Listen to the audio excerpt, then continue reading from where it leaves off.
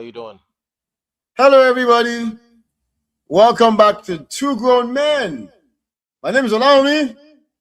What's up? What's up? My name is Yemi as usual. How are you doing? How's everyone doing today? Hope everyone's doing okay. Yeah, I'm good. Yeah, how was your weekend? Yeah, it was okay. It was okay. Went out a bit, went to eat. It was not too bad. Not too That's bad. good. That's Not too good. bad. Today, and while you were busy eating, the world was going up in flames. Middle East to be precise. Yeah. I have a So, question before we do a what's your deep take? dive. Yep. Let's talk Will there Iran. ever be peace in the Middle East? Will there ever be peace in the Middle East? I cannot remember a time, apart from when there was COVID, that there was peace in the Middle East. And COVID is because nobody could move. They didn't want to catch it. There was no fly zone in about 109. That was the only time that there was peace in the world. And everybody says that's when we had the most light in Lagos as well, because nobody was manufacturing anything, so everybody had 24/7 light. But that's a separate conversation. That's the only time, literally the only time there was peace. And now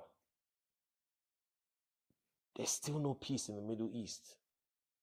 Why did Israel and the US bomb Iran? Let's start from there. Why? Hmm. Um, do you want the simple answer or the complicated answer? Let's have the simple answer first. Hubris, stupidity, greed, Hmm. ego. So hubris. It's always going to boil down to hubris, I think. Simple answer is hubris. What do you think? What's your simple answer? I think it's just lack of contentment. You have military bases in the Middle East. That's the US. Israel has its way with a lot of countries in the Middle East. You literally have one job or one ally in that whole Middle East. That ally is Iran. That protagonist, that enemy. The enemy, the antagonist, That enemy, that is enemy Iran. is Iran. And they have been trying to take down Iran. I'm not saying Iran is not perfect by any stretch of imagination, but they've been trying to take Iran down for such a long time. And it has always been around this authoritarian government, and they kill their citizens, they do this, they do that, and they're quite repressive, and they don't want to do democracy, and they're just terrible. They've got a terrible leadership.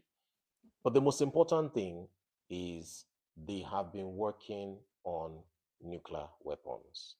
And for me, when I hear that working on nuclear weapons thing, I am old enough to remember when Saddam Hussein was linked with weapons of mass destruction, and they tried to paint this narrative that Saddam and Osama bin Laden were allies and working together. In effect, in reality, they were like this: opposite ideologies. They weren't friends. They didn't do it. There was no evidence of any collusion or any kind of collaboration together.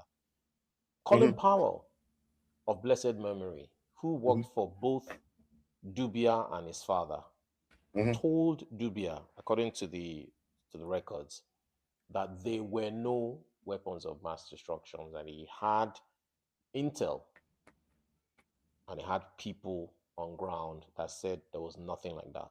Still, the US and the Allied forces went in, and we know what has happened. On this occasion, Uncle Trump is not speaking to anybody. Is not you know how you have a family, you want to take a family decision and you want to gather people in the family, and no, you're not gathering anybody in the family. You are making a unilateral decision. Take it or leave it. UK is not involved, France is not involved, Germany is not involved, Italy is not involved.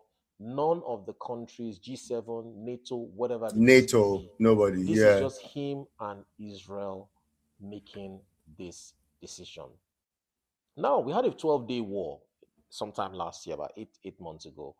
And that 12-day war, when that 12-day war ended, I thought, this thing, you see, this thing is like when you see two people fighting, and the way that fight ends is one larger, one Hmm. larger, one larger.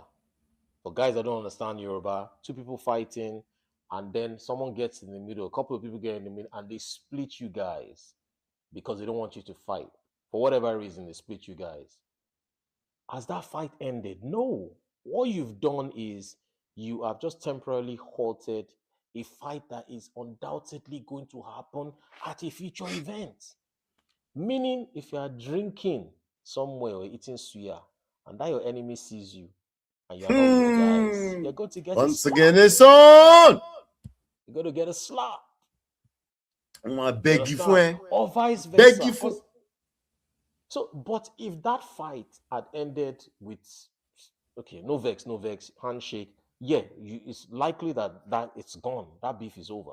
So that's the way I saw that 12-day war.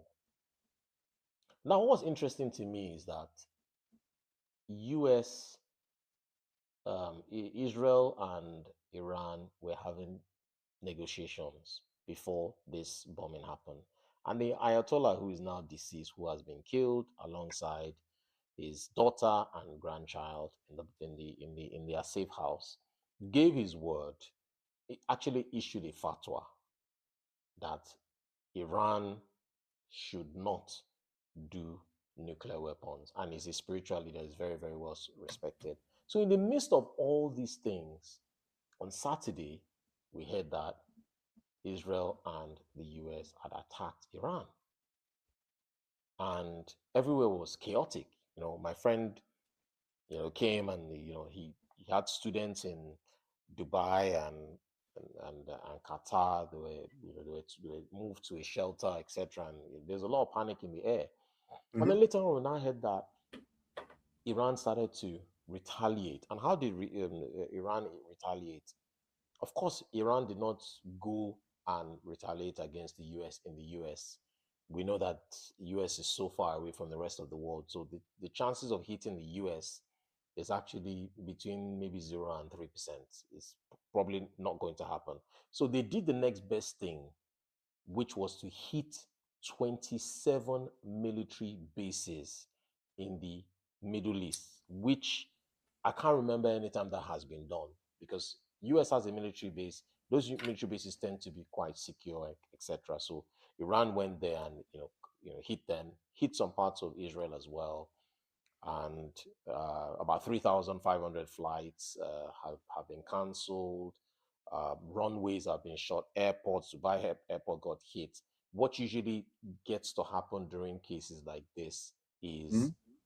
runways and airports are usually the first to go, because they don't Mhm. want anybody coming into the country, and they don't want anybody leaving for strategic reasons. And for me, it's going to have an impact. I've not seen what the markets have said today. Maybe you can come in there to say this is what the reaction is. But I know a couple of people who were, and this is not financial advice, by the way, they bought gold late last week, and they said, anytime there's instability in the world, the wealth tends to move to gold, because gold tends to be a more secure store of value. So some stocks will definitely go down, but some stocks are actually also rose, like maybe stocks in defense companies, etc., etc.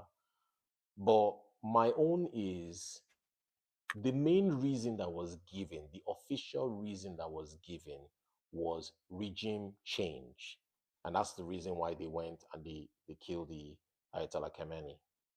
And I think his son is the person who's succeeding him. So my question is this: when has regime change caused a better standard of living in the countries that it hit? So we've had Afghanistan to use as a case study. We've had Iraq to use as a case study. We've had Libya to use as a case study, and we've had Syria to use as a case study. I'm not saying these countries were not problematic countries. Maybe Libya, to an extent, had a better GDP than quite a lot of countries, within Africa. But those other countries became worse, not better. So the idea of, if we remove this guy who is a despot, who is evil, who is this, we install it with somebody who is a puppet, who will do our bidding. Now, do a comparative analysis 10 years, 15 years after the fact. Is this country better off? Is their economy good? Is money flowing in? Is GDP rising? Are people able to look back and say, thank God for NATO and the good old United States of America for removing that guy and bringing this new person, and we're so much better? No. It's usually chaos, ruin, pain, and a lot of disappointment, a lot of displacement, a lot of people leaving the country after that new person is coming and trying to seek asylum, which causes another ripple effect in the world. There's a lot to say, but I'll just pause here and allow me. I don't know where you're coming from on this particular story, which continues to be breaking and developing at the same time, because new news is coming out literally almost every By the hour. second, by the Yeah, second. Kuwait is in the mix, Saudi is in the mix, UAE is in the mix, Bahrain is in the mix. What do you think? You know, it's like an onion, right? So many layers, so many nuances, so many different perspectives to Hmm.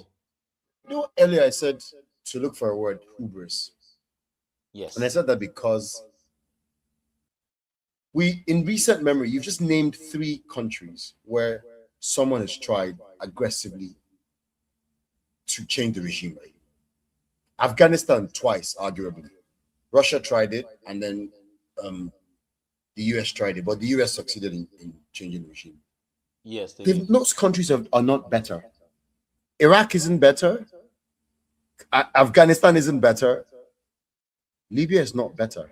So it's hubris. It's arrogant of you to think that it's arrogant and stupid to think that you're going to try this same thing that's been tried before. What do we call the epitome of stupidity? It's when you try the same thing over and over and expect a different Over result. again. Yes.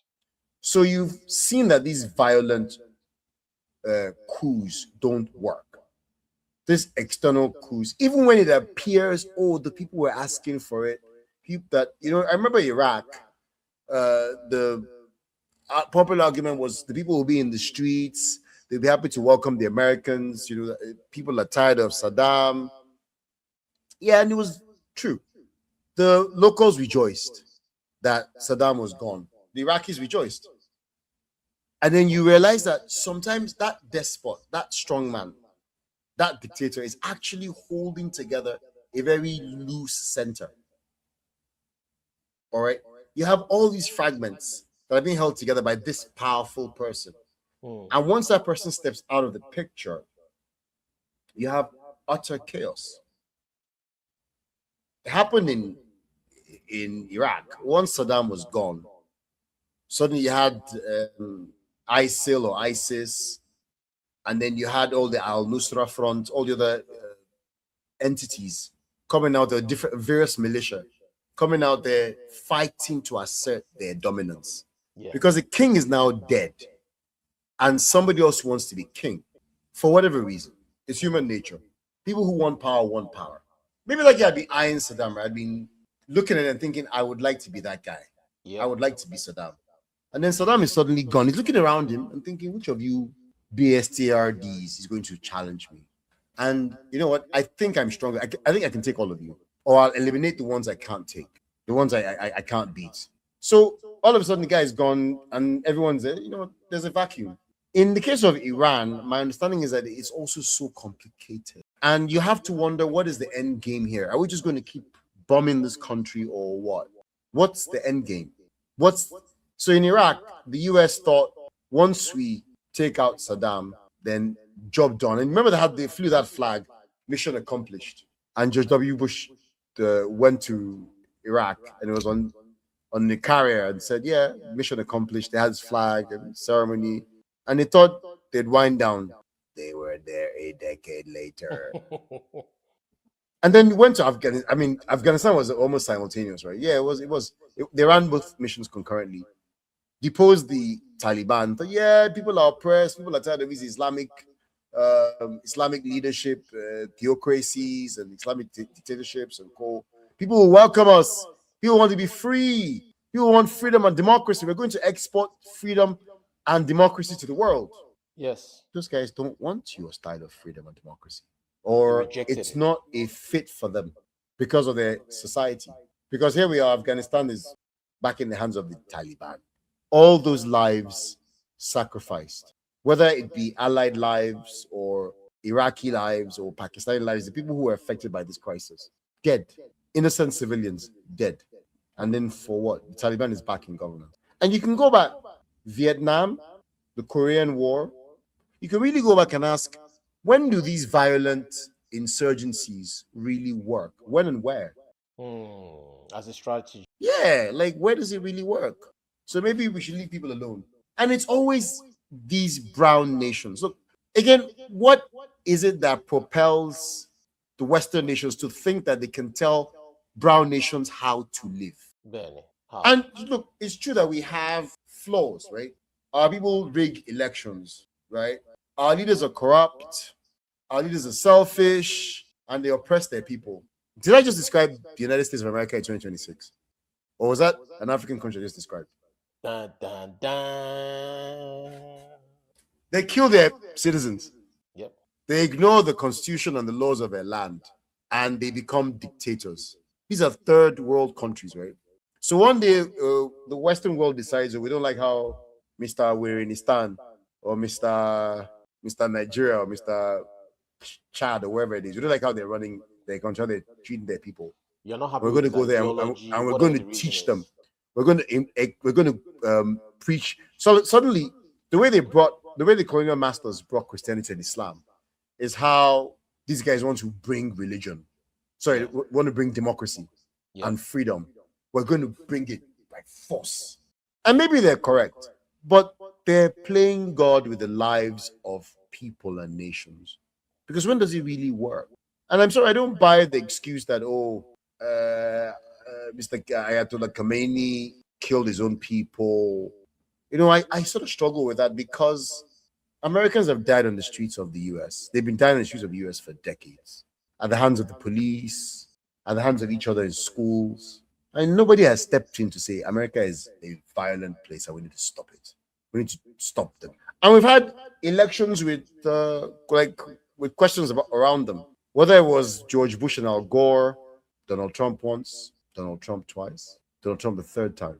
Okay, so who are you to tell us about free and fair election? Exactly. When we watched a coup happen in your country, and then you went and elected the coup plotter back, guy, come and do it again. I mean, you have to look at these people and wonder, okay, so you've attacked Iran. What's the end game? Missiles. And then you're saying, oh, Iran, you don't have a right to respond. Don't reply. And, I mean, it's very funny. I had a conversation with a friend today, and I asked him, I said, because he was talking, I thought I sort of sensed that he was in favor of the attack. So I said, what do you have against Iran? Favor of, okay. Of Israel and the US attacking Iran. What do you have against Iran? Oh, they're the biggest sponsors of terrorism in the world. Are they? Really? Are they? Is that factually correct? So I said, are you sure? Then, if they have the nuke, they will bomb some country or the other. Are you sure? Because the Persians have been around for a long time. It's an old civilization. Iran is not just a country. So what are we saying? Iran used to be called Persia, if I remember. Yeah. Then the Bible, right? They're an old civilization. They've been there for and the Persians over time, have terrorized Europe, and they've had a good run. They've had a very prominent run. So when you wake up one day and talk like the Iranians are used to warfare, more important. Yeah. But then when you wake up one day and talk like the Persians are barbarians, I believe in freedom. And so when you have a case where leaders are forcibly oppressing their people, whether it's through religion or whatever it is, I'm fundamentally and diametrically against this. Well, our people say, smashing your head is not the cure for a headache. Nope, it isn't. So if you don't like what's going on in Iran, is it that you bomb Iran and kill innocent Iranians to free them?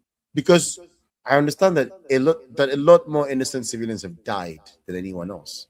So you're here to liberate the Iranian people, but you're killing the Iranian people. Civilians, not military or people Yeah. that work for the. And I thought you said in June that you had obliterated Iran's nuclear program. So So are we what is back this here about? again? Regime What's change. this about? But the Why? official line, so the official line is regime Line is change. regime change. I mean, I know that, but you've still heard people talk about nukes because you would push regime change if you think that this regime is evil and they cannot be trusted. But you already took out their nukes, supposedly. So what's going on? So what's going on? And if it's regime change, why are you killing innocent civilians? It's an unprovoked attack. And whatever happened to the United Nations resolutions and the international legal order? Let's not even go there. Those things are not respected, man. This particular president is, I mean, Like, Okay, now see what people are even saying. Venezuela, January, Iran, February. People are saying Cuba is next. I don't know how true that yeah, is. We'll have to see. March possibly just in March. started, and April they're saying some other. So this is looking like some. I mean, this guy has been president for a year now, maybe, 12 months, 14 and months. it seems a lot longer.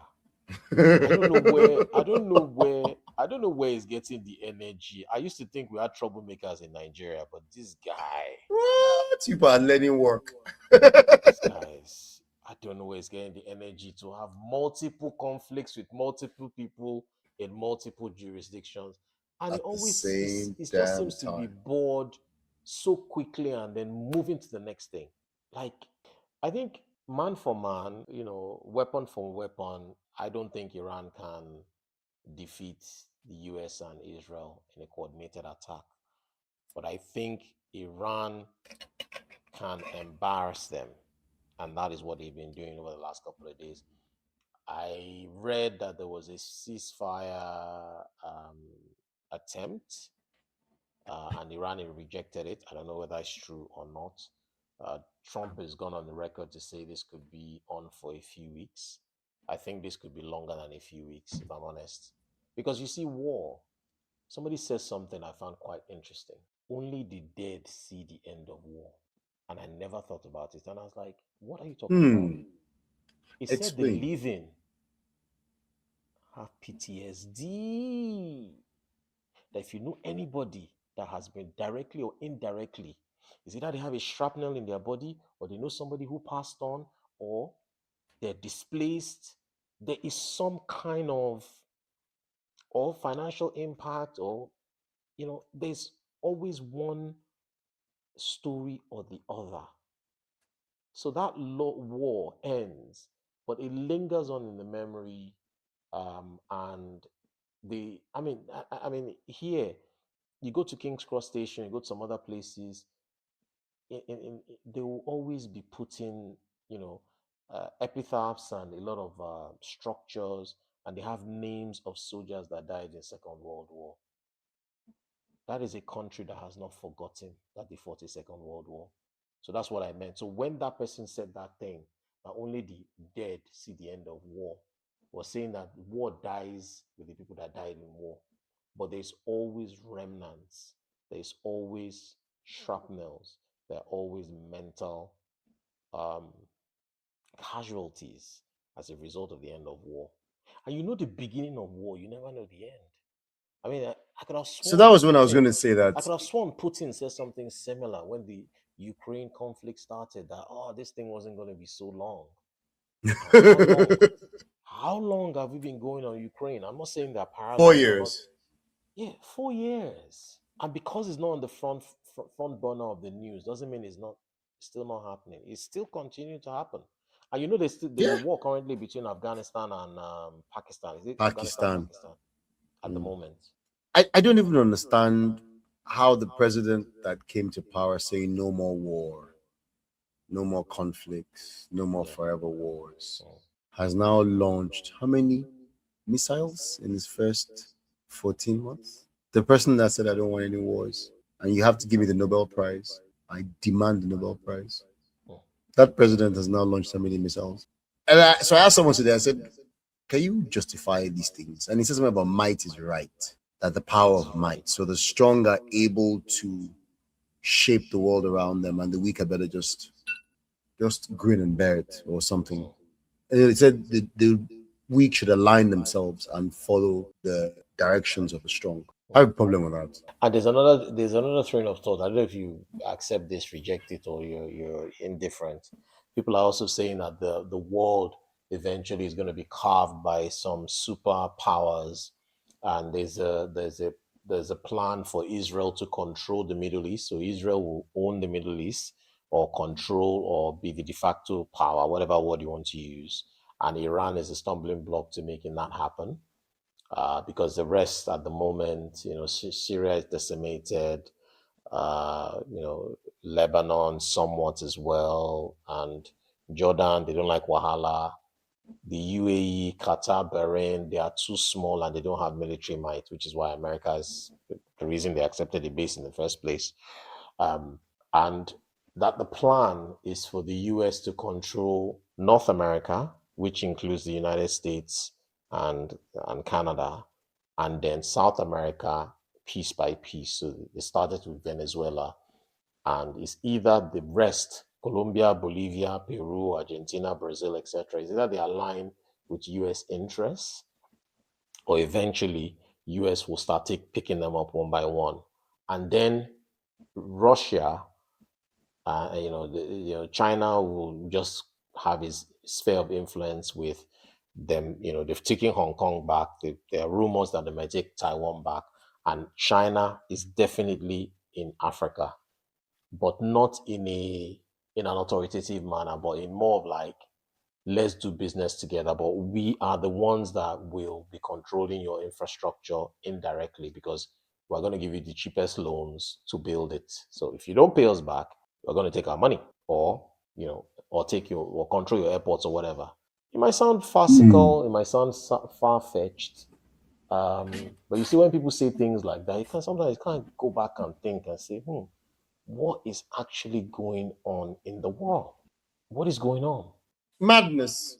Too much power in the hands of people who don't understand how to measure it. People who just think that might is right and they can do as they please and there are no consequences. I think there was also a lot of pretense, a lot of hypocrisy in the West. And you now finally have in Donald Trump a man who doesn't care to pretend. He doesn't care. So he doesn't care, but I mean, he doesn't care. Okay. He doesn't care about Which is optics. scary. He doesn't care what you think about him. He doesn't care about Which is really family. scary. What? Yeah, but people are even saying it's not even about him. People are saying there are even more dangerous people that are advising him, dangerous people in his cabinet that are saying, we are behind you.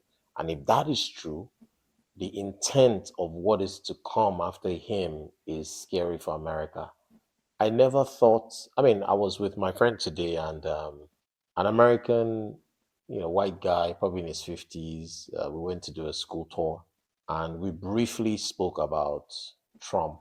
And this guy doesn't know me from anywhere, and he Mm. apologized. He apologized and immediately said he didn't vote for him. I was like, "Why are you apologizing?" He said he's just embarrassed. Those were his words. He says he's just embarrassed, and he's in the education space. I know what was interesting is American students, well-heeled American students, are now seeing Europe as a legitimate place for their children to go to school, because they don't want, well, he couldn't put a figure on it, but he said there's growing discontent. And they're saying even their children don't want to school in the US, like from university. Like they 18, 19, some of them are disillusioned by the government and are like, that mom, I don't want to be around anybody. Let me just even go to Europe, because all this nonsense that is even happening in this country, I don't even want to be here. And so we're having more. And on top of that, the visa policies are extremely stringent. So even international students that have the money are not getting visas. So he's saying that the country, so internally has its issues, but it's also projecting externally. And then international students are even reducing. You saw the fracas that happened between United States government and Harvard Yeah. a couple of years, yeah, some time back, where literally just they just stopped their funding. And that's Harvard. Those are the big boys. So imagine the smaller universities, the state universities that are trying to get international students to, at least international students don't have access to loans. They don't have access to, paying back in 20, 30 years the school fees. So at least these international students are going to pay their school fees before they leave the school. Hmm. So that's going to help the university in terms of their bottom line and stuff. But you've alienated them. The UK is not far off. The UK too is doing rubbish. The visa stuff here too is stringent. It's not only stringent to come, but it's also stringent when you finish your education, because now it's more difficult to get a work visa to be able to work. And I understand it's the same thing in the US. So it's almost as if you're using these people. You're saying, bring your rich parents, bring your children, pay $100,000 or whatever it is per year. But when you Hmm. finish, go back home to Africa, go back home to where you came from. You can't stay here. You can't work here. We're gonna make it. You're gonna make life difficult. So, guess who is now enjoying it? Countries like Canada, countries like some Scandinavian countries, countries that are Yep. relaxing a bit to say these Yep. guys have spent a lot of money to come here and they are intelligent students.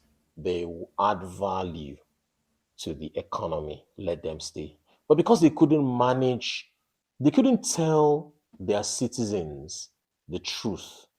A lot of these leaders could not tell their citizens the truth.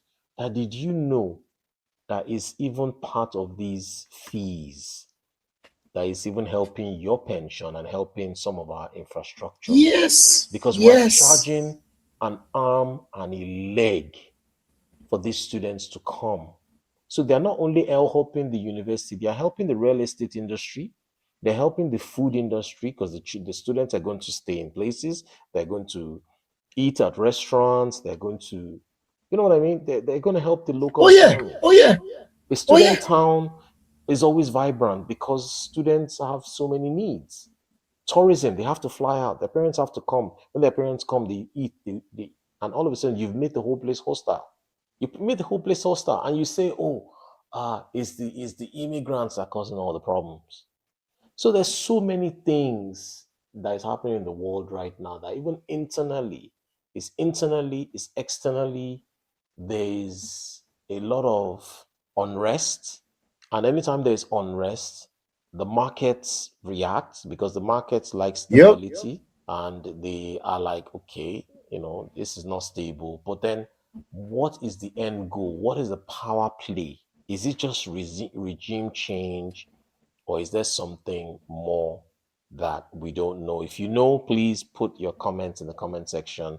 What do you think is behind this conflict? Is it just a regime change, like the US has said, or is it Israel that just wants to be the de facto um, power in the Middle East and just be that number one country? And what hold does Israel have on the US?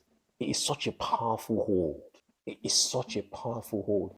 I think any kind of, you can get away with saying nonsense about any other group of human beings on the surface of it. You can even get away with saying racist stuff, point blank racist stuff. Yes, I was racist, and you won't be cancelled. You can issue an apology and say, comments that I made were in a haste, and I was drinking, and I lacked judgment, and I should have said better, and people let you go. You don't get away with saying anti-Semitic remarks, whether it's Kanye West, whether it's Mel Gibson, or any other person. If once you say it, that's it. You're cancelled, blackballed. Economically, you're never going to be A-list again, even if you issue an apology. So they're extremely, extremely, extremely powerful. But why, you know, why is the world allowing this unchecked power to continue? You mentioned UN earlier. Mm. NATO is there. The EU, I don't think they can handle the US. I don't think they can handle Israel. I don't think they want They don't want the problems. So today I was looking at when it happened on Saturday. Was it Sunday? We woke up to it. Yeah. Initially, I just wanted to block it out. I didn't want to talk about it. I didn't want to think about it. And I was Saturday. saying to my Yes. friend, so last week I had a conversation with a friend of mine who lives in the US. And I had said to him, I think the US attacks Iran the next 1 month. And he had said, no, I don't think so. I had said to him, you know what? If I was a gambling man, I would short the US major in this. I'd short SPY, just short S&P 500. Because I thought if there was going to be a conflict, then buy it while it's high and just short it. Because in the middle of a war, when you declare war, everything falls. We joked about it. My friend said he didn't think it was likely that there wouldn't be an attack, cited a variety of reasons. And inherent difficulty. And I said, okay, so we left it. On Saturday, when I heard, I called him. I said, dude, we should have bought those shorts. We should have bought those short contracts. You'd have made money. On Thursday. You'd have made money. We had this conversation on Tuesday or Wednesday that if we had bought these shorts on Thursday or Friday, you'd have made money. Because I spoke to my friend this morning. The market's bloody, like red, you know. But guess what? Oil and gas stocks are doing well. Really? Yeah. Okay. Because oil is about to be 100 well, is it close to 100? The price of oil will go up. And when it does, what happens? The oil producers make more money, right? So the oil and gas stocks are doing crazy. The military industrial complex, those shares are not doing badly at all either. They're not doing badly at all. But everything else, blood is on the dance floor. I shouldn't be laughing because it meant that loads of people have lost tons of money today. People have lost tons of money today. But you saw this thing coming. People, if you attack, you will disrupt global financial markets. Are you sure this is something you want to do or should do? But here we are. You saw it coming. Everyone could see that this thing would be a bad idea, but it's happened now. Where are we going? Well, political analysts are already, a lot of them are unanimous saying that it's a mistake. It was a mistake. Especially the unaliving of the Ayatollah Khamenei. Well, they wanted regime change now. So this was only going to end in one way. If regime change was the ultimate goal, then there's only one acceptable outcome. It's wild, Sha. That's why I can just come and kill the head of your country. The what next question. There's no what. Nobody knows what next. Chaos. See, we have started this thing. Yoruba will say, we only know the beginning of a conflict. Yeah. We never know how the war will end. So nobody could tell you today how this is going to end. All they know is that the regime will change. We'll kill the old guard. So Mr. Ahmadinejad has been killed. The former prime minister has been killed. You'll kill one, somebody will step in their place. You'll kill them. And then what next? At some point, somebody will step up. If you don't like him, you're going to kill him again? But you're going to try and influence things such that it's your person that comes into power. We've seen this script before. Yeah, we've seen it before. It didn't play out like they expected. But you see, someone says something. If the same script keeps on working all the time, why? But where has it worked? Where has it worked? For them, it's working. Is it? For them, because they get to now. So what I think is happening is, remember that war allows you to make money because you go to Congress to print dollars, and your national budget goes up, and you also not only you have military contracts, but then you also have the cleanup crew for the reconstruction work that happens. The buildings that need to be rebuilt, bridges, and all of that stuff. So there's an argument that there is the financial incentive at the end of the day. So if we keep on making financial incentives for a few rich people, really wealthy people that are connected into that kind of thing, why not rinse and repeat it? Well, it'll continue to happen for a long time. For as long as, look, man has always had war. This planet, if you go by biblical accords, this planet was fine until there were 4 people on it. By the time there were 4 people on this planet, 25% of people on the planet have become murderers Mhm. because one of the four killed another one. Yes. So man has been violent on this planet since there were only four of them here. Mm. And when Cain was being banished, they said, what if people see me and kill me?" Mm. Meaning he was also afraid of violence. Mhm. How many people on the planet at this point that there was already so much violence? Already. Yeah. It would appear it's human nature. If there are aliens out there, I wonder if you're looking at us now wondering, these guys are very primitive. They keep killing each other. Because what we think is technology, what we think is advancement, is really not. We've been fighting like this since time immemorial. What changes? The faces change, the sides change, the uniforms change. But the reality is the same. Technology changes, context changes. But the Mhm. bottom line is still that man is not peaceful. Yes, I agree with you. Do you know that our last conversation was about AI, right? So you know where I'm going back now. The Was computers AI are looking even at us, used? and Was AI even used in this warfare? I don't think anything is done these days without AI. There you go. In calculating, where it's selecting targets, The calculating probability and maximum all of that. Yeah. efficiency, the optimum time to target, and you have all these models built. You're not just using the data. Hmm. AI is now able to analyze the data and make and do predictive scenarios. Mhm. So you're probably able to analyze the best time to attack down to the hour. Hmm. It's scary. I don't know. What do you think is the end game here?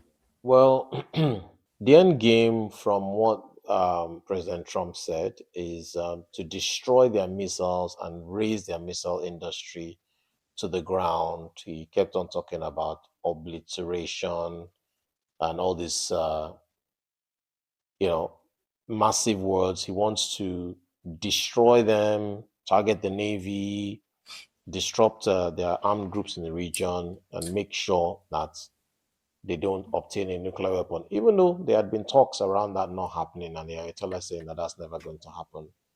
Um, he said if they lay down their weapons, he will ensure they had amnesty, and if not, they would face, certain death.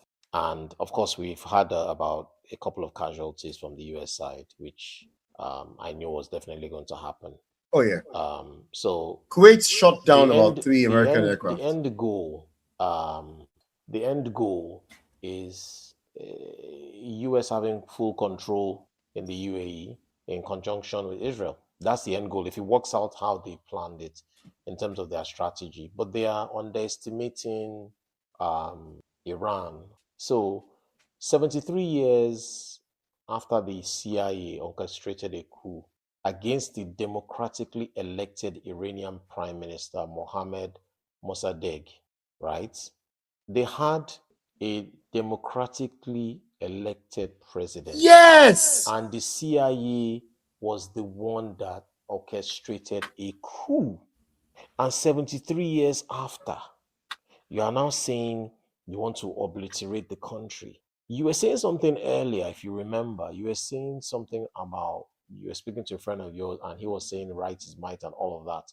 How many countries has the US gone in to either sponsor a coup or to take down the president, an elected president, however that president was elected, appointed, whatever word you want to use? Mhm.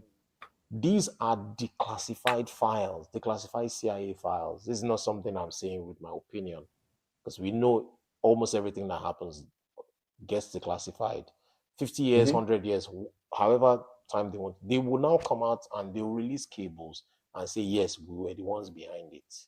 So you were behind it. There was peace. You went there, you installed your puppet or your people, and then that now goes belly up for Mhm. decades, and then you now come and say, oh, you want to go there and obliterate them.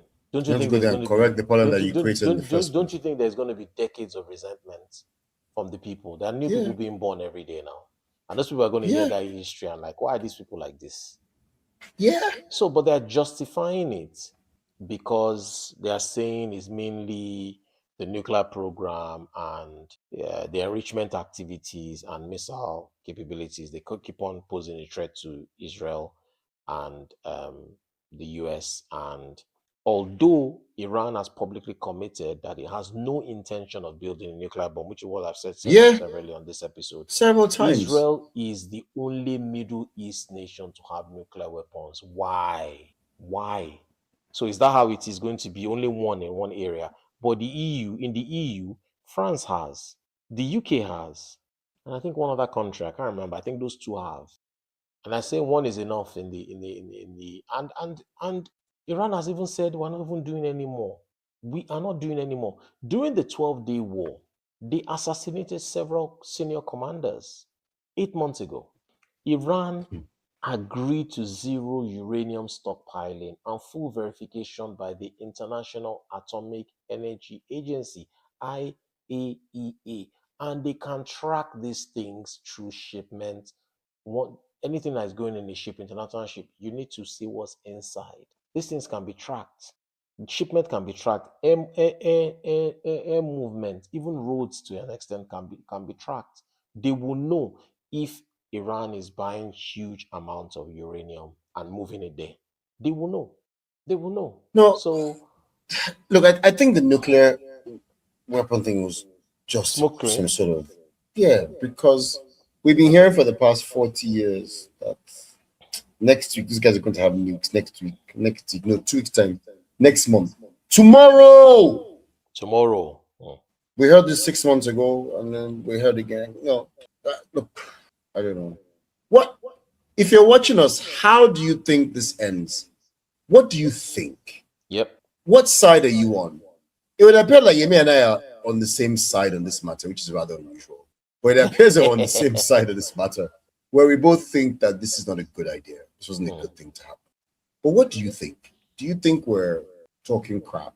Do you think that this was justified? Let us know in the comments, please. Be nice to hear from you.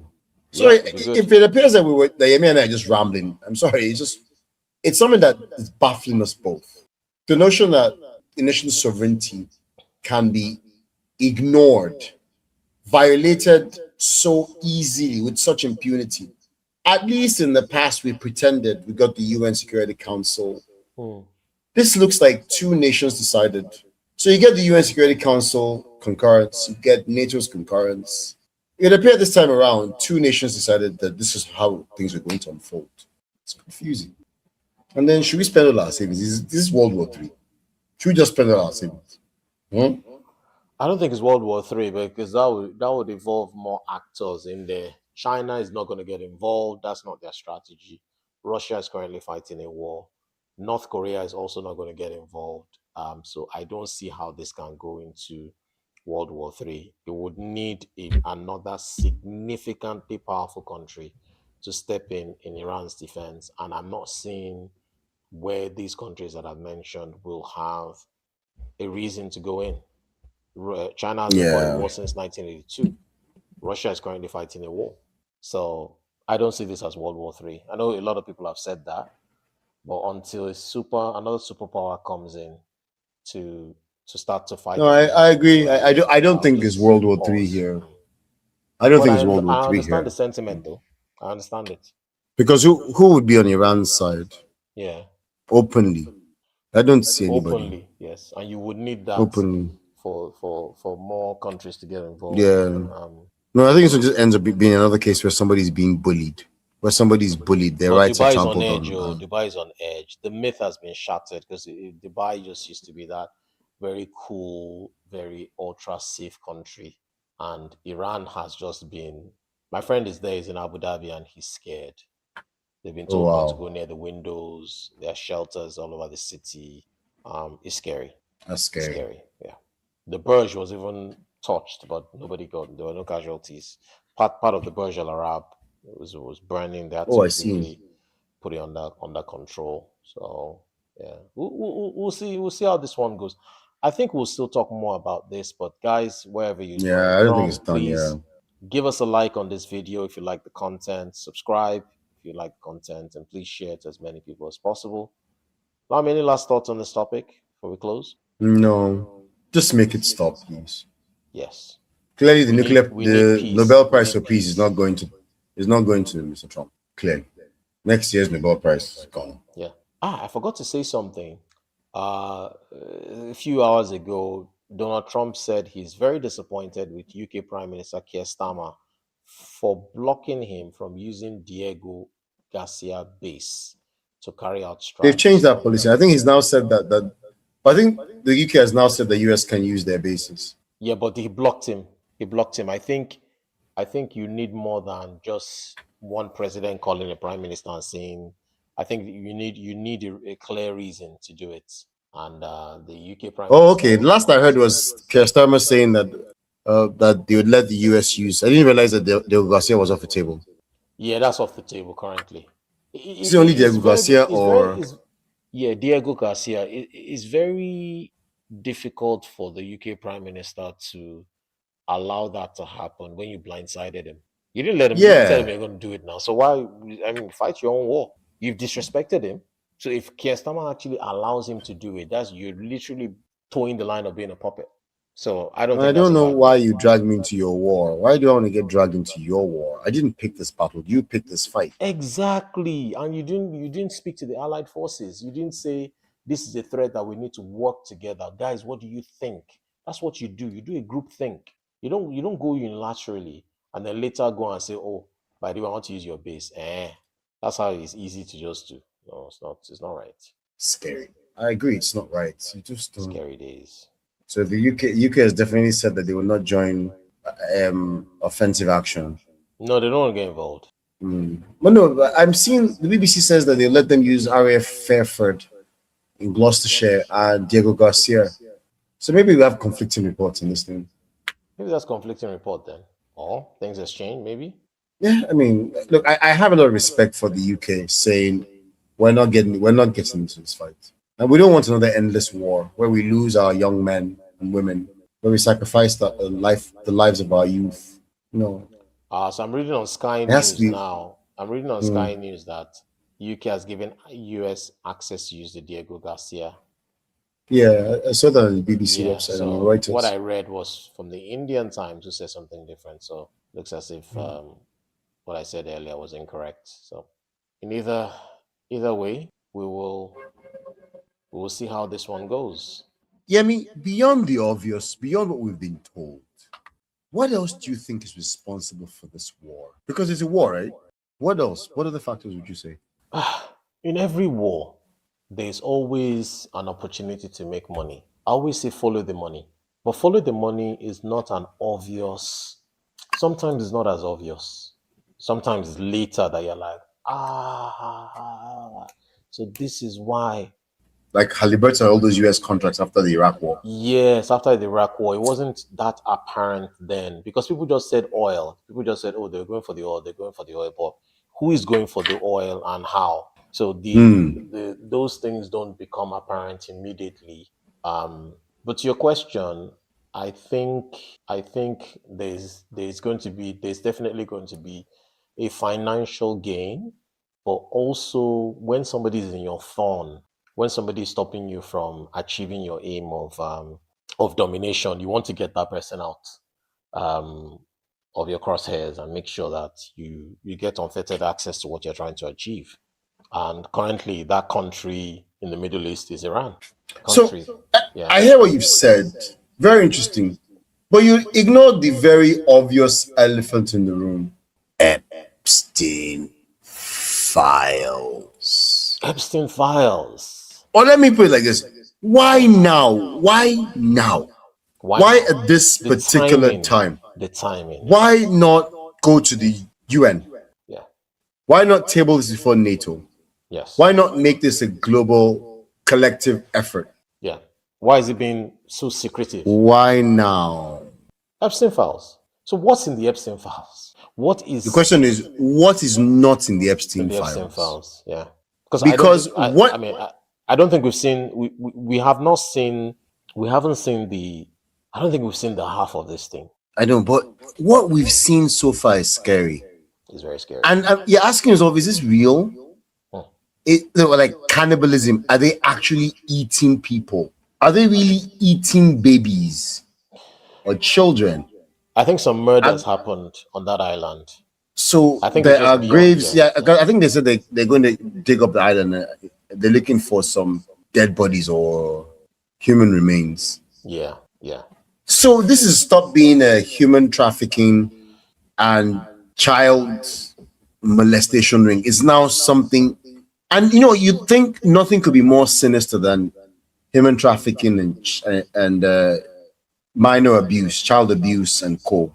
And then you start to hear like other things. When I first heard the cannibalism, I thought, nah, come on. Did you believe it? I'm learning to believe everything I read now. Hmm. Or maybe no. Let me put it this way. I'm learning to believe things I would never have thought possible a year ago, 2 years ago. As you get older, Not just or as I get older. as you all, The as last him.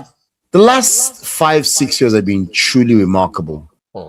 The decade of COVID, all right, and how that has transformed the world.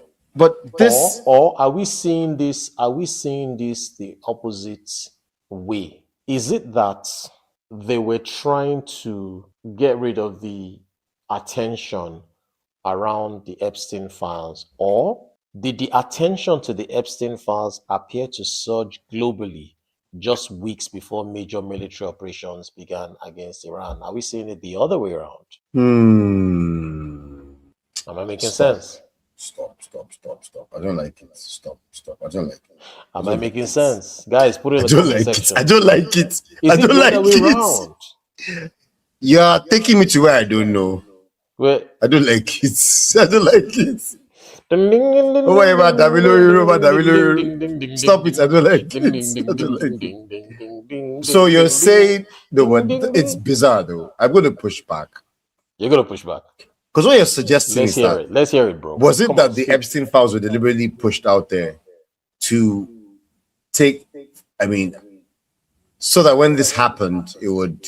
I mean, this would now the Epstein files will now provide a backdrop for this. I don't think so. Are we seeing it the other way around? It's just a question. No, I think the conventional view is right here. I don't think because what you're describing, the world you're describing is very crazy. That something as morbid, as Because it terrible, just surged. It as just. horrendous as the Epstein revelations will be used to create a backdrop for a war, But as opposed to the they've known conventional about wisdom. these Epstein files for a long time. Why? Because the question you asked, I could ask the same thing about the Epstein files. Why the timing too? Okay, so who would then be controlling the release and releasing it? Would that be Donald Trump himself or somebody more powerful? I don't know. I actually don't know. I actually don't know. No, I'm going to go with the conventional wisdom here. I'm going to say that the Epstein files have gotten out of control. The entire controversy has gotten out of control. And every once in a while, when it looks like, oh my God, this thing is going to consume us, we'll do something. And there's an argument Okay, that to take advantage, to take to take attention off that away, issue, yes. and let something else become front page news and let this die away. And this thing has refused to die, right? So you're gonna have to go to even greater lengths to obscure it. But if that's the case, is that where we've reached as human beings now? Because what are the facts? The facts are the Epstein files were being released before the Iran strikes. That's a fact. There's also a fact that the representative in the United States, Mercy, and others publicly commented that the war wouldn't erase the Epstein files. So we'll see with time will tell with that statement, or at least maybe not as publicly talked about. It's also a fact that the Iran strikes were part of a planned military strategy, which was rooted in long-standing geopolitical tensions, which is talked about. But then, yeah, it's a theory that the conflict was used to distract from Epstein's scandal. That is debated, and that's what we're debating today. That's actually not proven yet. But people are leaning towards that to say it's possible. But it's not up to the US government to continue to push the Epstein files. But how do you push that when the war is happening? I mean, it has taken Or the it can back happen. burner. It can happen simultaneously. No, it's taken a back seat for the It's last taking a few back seat days. now. It's taking It's a taken back a seat. back seat. Yeah, I mean, I've been looking at the news. Yeah, it's taking a back seat. It's taken a back seat, And and it's understandable. domestically, it had already not had it had a lot of shock and awe and the and a lot of attention and talk about it, especially like you said, some of the things that we're seeing. I, for one, am not really happy that a lot of the stuff there is redacted. We just seem to be seeing emails that Jeffrey Epstein sent or Jeffrey Epstein released, and Mm-hmm.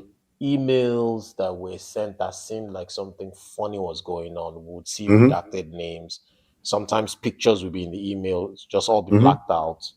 Then the pictures with the known figures like Richard Branson, where, in my opinion, harmless emails. Okay, I want to come to your island. That's hardly illegal. Come with your harem.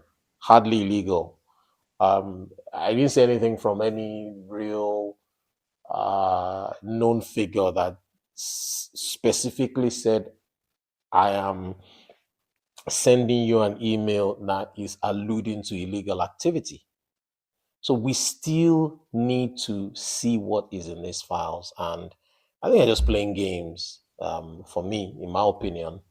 Um, uh, it'll be good to get to the bottom of it, but Honestly, whether I that think there's an happens or element of not. distraction in there. Mm. Now, two things can be true. You know, I find it strange that we're not talking about the strange things more. Like I thought there would be more conversations about the things like cannibalism and co. I thought people would be more outraged. It's almost like people are not haven't really dealt with the primary issues. But look, in these emails, I also am not seeing a lot of hard evidence. Who Like who? But I've is heard the things who? like even the senators and the reps, the U.S. Congress people that have seen the files are curiously not saying a lot. They keep saying, "Oh, all the names on there, the names on there." Okay, but what did you see in there? Hmm. You know, what did you see? But it's not being talked about. And then why are there no? We've said that their names released and co. But I thought there'd be a lot more. That's not to say that what we've seen is not terrible. I mean, and then look at what's happened in Europe, right? The contrast between Europe and the US is crazy. Where in Europe they've had to, popular people, the former Prince Andrew Mountbatten Windsor, Yes. was arrested. Lord Mandelson, the former Danish Prime Minister that tried to commit But suicide. they were not arrested for the Epstein file. So I as long agree. as So the hardcore files, the things to do with the actual things for which Jeffrey Epstein was sent to prison, the child abuse and human trafficking and co. Nobody's being charged for those things anywhere in nobody's the been world. arrested. So Ghislaine, who is his girlfriend, is still serving 20 something years in prison. And In the Epstein country club prison. is dead or alive, depending on who you believe. Nobody else has been arrested or charged yet. Yet. I'll add yet to it. Nobody has been charged or arrested yet. But without hard evidence, how do you charge and arrest people? So What's the plan for the redacted files? When are they going to be unredacted? depends on who you're asking. The people that seal them for a reason. The DOJ? Yeah. People that Oh, because they are said when hiding them for a minors are reason. involved, they have to seal them for. No, but that's not why the you can redact the names of the man. I mean, look, the FBI released in the first batch of releases the names and pictures of the victims also released. Which these are things that were supposed expressly required to be redacted. Yes. So that wasn't the reason. It wasn't about protecting anybody. It Yeah, you're certainly right. wasn't about protecting the victims. So something else has gone wrong here. You said it But was the powerful. these are from some very, very, very powerful people that are difficult to take down. And I think because it's like if you take one, you have to take all of them down. So how do you take all of them down? How do you take the? I don't want to call anybody's name because no one has Hmm. been, convicted or nobody has been arrested or nobody has been charged. But let's say you take captains of industry. I think that's a safe term to say captains of Mhm. industry from different spaces that are now arrested at the same time. Only happens in Hollywood movies and in books. And in books. Yeah. In reality, we're You know seeing how those difficult. Robert Ludlum books when we were kids that Yes. would have all these conspiracy theories. This mysterious council of elder statesmen Are we not seeing it now? from a few countries. Yeah, Yeah. There's a board of peace. Yeah. There is a board of peace which just launched a war.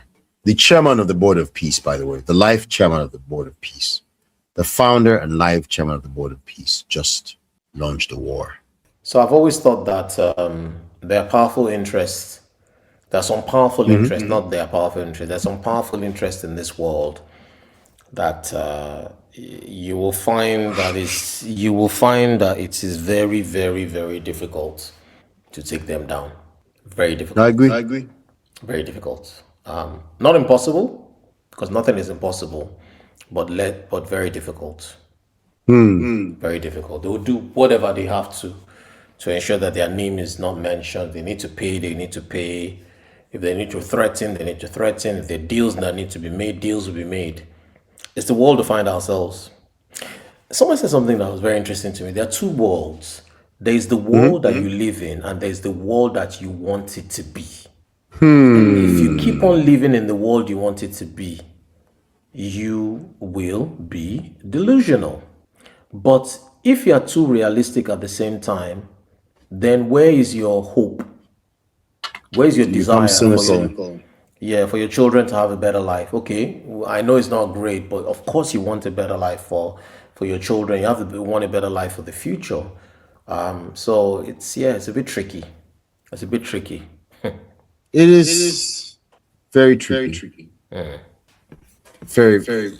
So I have more questions. One of the questions I had for you is how is it possible rather that the public focus, that's us, the public, the guys watching us and everybody else, is it possible that public focus and debate can cover both geopolitical conflicts and accountability scandals? So geopolitical conflict or war or regime change, whatever you want to call it, in Iran, and accountability scandals, which is the Epstein files, can be covered and be focused on simultaneously? Or does one have to shadow the other? Because that's what we keep on seeing when something new comes in. People just, let's forget about that news. There's new, fresh news to talk about. But that news, we've not concluded. Do you ever really conclude something, or you just move on? The fact that you stop hearing about it doesn't mean that thing went away. Yes, but even when the result now even gets released, people have moved on, like you said. Yeah, now, yes, maybe those people will get their comeuppance, etc., and justice to be served and all that good stuff. But do you really believe that? No. We're two cynical old men. I don't really believe that. I believe two that cynical middle-aged men. But it doesn't happen with the regularity that you expect it to, for it to become normal. In fact, when it does happen, you're like, wow, it still works. Especially, I'm talking about powerful interests now, not just anybody. I still say that you raise a question. Geopolitics and accountability. Focusing and debating on it at the same time. So does one have to overshadow the other? No, I think it's just about the freshness of the news. So if it's very fresh. The Iran war was the older piece of news, and some more Epstein files were released tomorrow, and their contents were quite explosive. But is it about the contents or about the is it about the content or is it about the so what? Because if the contents are wild and then you have arrests and there's a trial, then that sustains the momentum.